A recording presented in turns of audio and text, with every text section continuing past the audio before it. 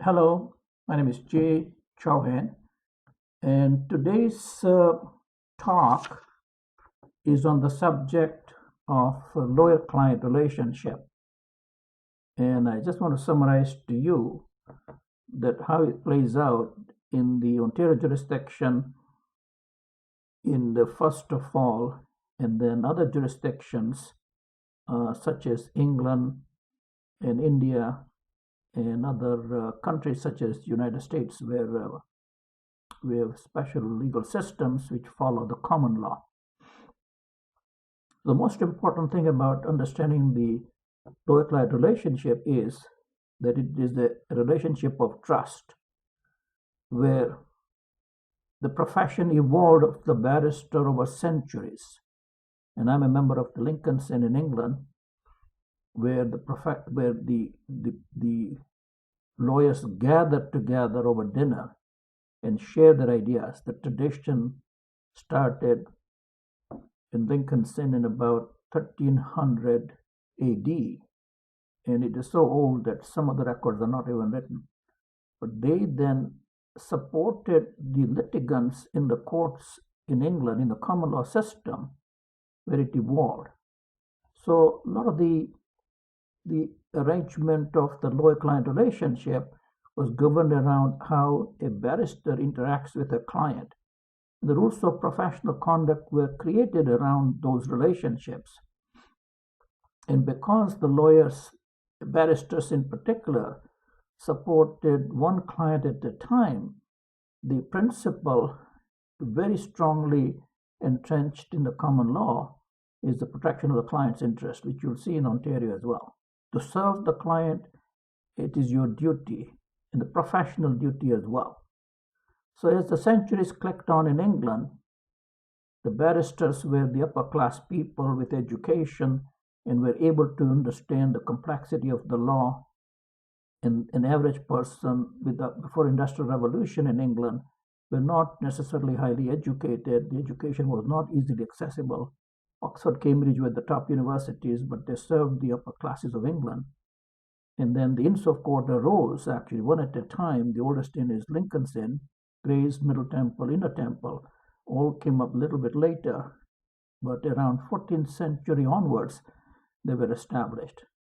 But around the Industrial Revolution period, around 1800, the profession of solicitor was created, in which the solicitor, so to speak, solicited the clients and advised the clients on documentation and relationship with the client was conducted through the solicitor. And they referred the file when it came to litigation to the barrister. So the barrister went in his gown and represented the client so that the pleadings were started by the solicitor.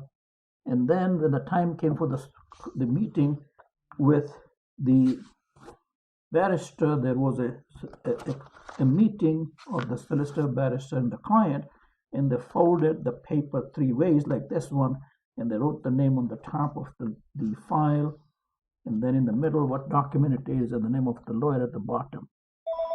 Now those traditions are basically what we're dealing with even in Ontario. So every Ontario lawyer is both a barrister and solicitor. Only in England, the separation has continued.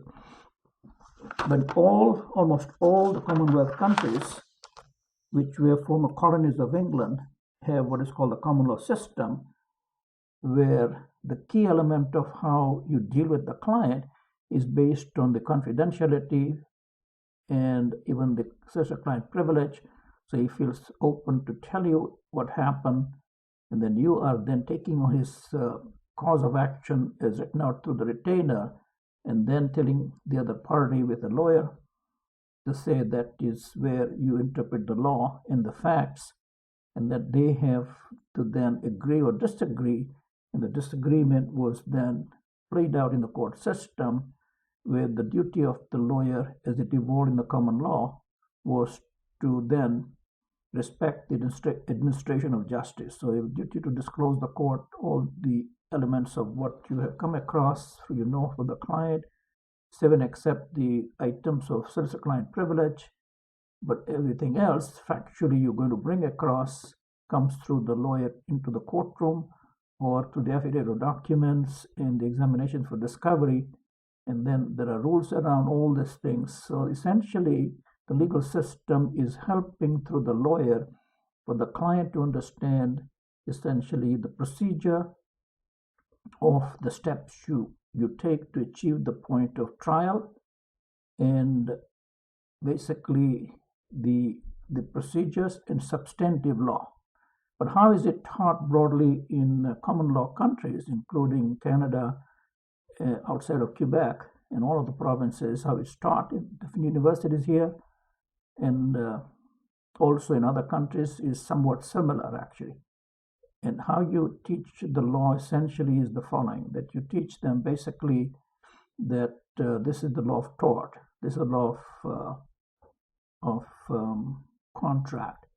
But what is not taught is what happens when the client is not educated, does not have the ability to understand complexity, and how do you tell the client what the law is and how does he make the decision. So I practiced roughly 50 years in Ontario.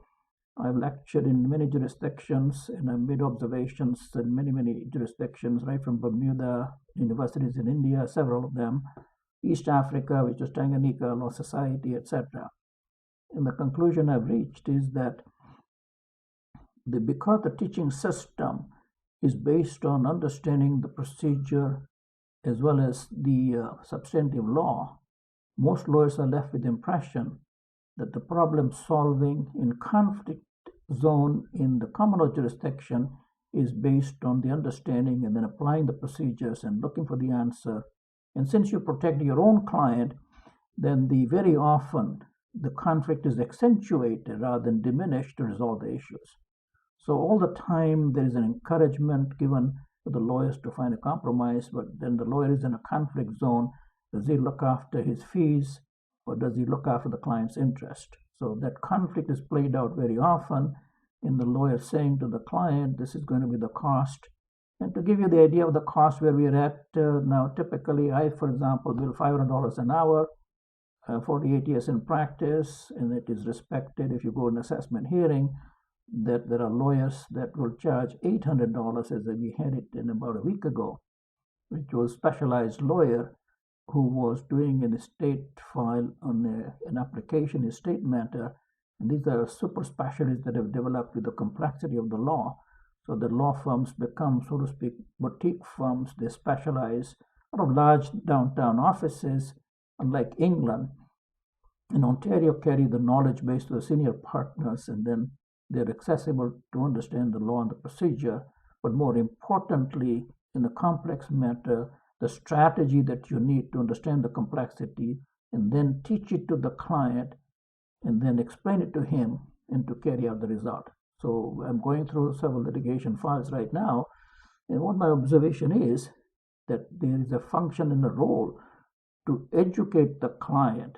And very often there's a conflict in this education process because unlike the doctors where there's a specific operation or a pill to be given and the nature takes over to cure your problem, in the case of the lawyer, there is a human interaction between the lawyer and the client in which the lawyer is trying to say how the procedures will play out, how the substantive law will play out, and then looking for the judge, if you disagree with the opposite side, in solving the problem.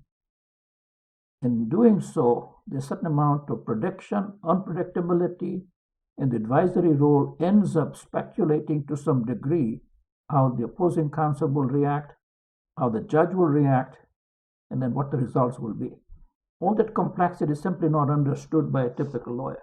And to some degree, this complexity plays out differently in different groups of people. As Canada has become a multicultural society since roughly, I would say, since the time of Pierre Trudeau in the 70s, that many of the minorities like myself, actually, who were very familiar with the English language in the Commonwealth countries and practice here. But in terms of the cultural issues that we go through, that in my group alone called Alumni Angel Mentorship Group, we have about 10 different languages. We work with the lawyers on the other side, always in English, of course, but within the group, the client may talk any of the languages. But along with the language, there's a different culture. And the culture that I discover have different levels of understanding of how a lawyer functions and how do you pay the fees. So, but I think the biggest observation I can make, which I'll elaborate in future proceedings in videos, is to explain that the client very often feels that the lawyer does not deserve to get paid for the exorbitant hourly rate. That's the key thing I can tell you, and I'll analyze it into future programs. But I think that kind of a feeling essentially comes from the fact that a typical plumber or an electrician makes $50 an hour, and why does a lawyer make so much money? So there's a hugely negative orientation to understanding and accepting the idea. Secondly, there is no preparation made in any family budget for the saving of the fees to pay what would be something like $5,000, $10,000, or $20,000 to solve your problem if you want to take it through the court system. And then some judge assessed that a typical trial of $100,000, $200,000, which goes to the Superior Court, can end up costing about $35,000. And how many people do you know that will have $35,000 to solve a problem? Very often this problem will not even be created by you. One example I can go through to explain was that one woman, an IT specialist in a bank, was fired because somebody forged her signature. She proved it, and the bank still said, using the power and the money and the legal support they have, to fire them. And then when I started the action in a small office, how do you protect that person? So eventually the client didn't understand actually that we are what I call a private enterprise law firm, like a business. And all the Commonwealth countries essentially follow that principle, that the lawyers are in their own business, but the business looks like a doctor's business where they feel that you ought to help, but they don't feel that you ought to be paid. So these are some of the issues that I will talk about, and primarily because none of the educational programs of the LLB, JD, NCA that has recently been in the recent years been introduced, and even the barrister solicitor exams that are conducted separate in Ontario, none of them are actually teaching anything about the lawyer-client relationship. So I want to talk about it a little bit more, especially for our Angel Mentorship Group. I am on the Angel Mentorship Group in the Facebook. Please join me there. Anyone interested can make a remark, make a comment, because we want to improve the debate on this subject. And part of the benefit is that the legal system is a profoundly important system for our assertion of legal rights, but we cannot use the legal system to do it until we understand it, and the complexity being there that you have the support of a lawyer. More recently, we have the right to self-represent and support a client who is acting on his own. There's a vast number of people who are now appearing on their own in the legal system because the lawyers have priced themselves out of the market. And then we do not have a mechanism like a real legal aid that covers most situations. Legal aid mostly works for the people in the landlord-tenant situation, family, etc. So I look forward to talking to you more. Anyone hearing out there this video and like to work with me in creating these lectures is welcome to join me.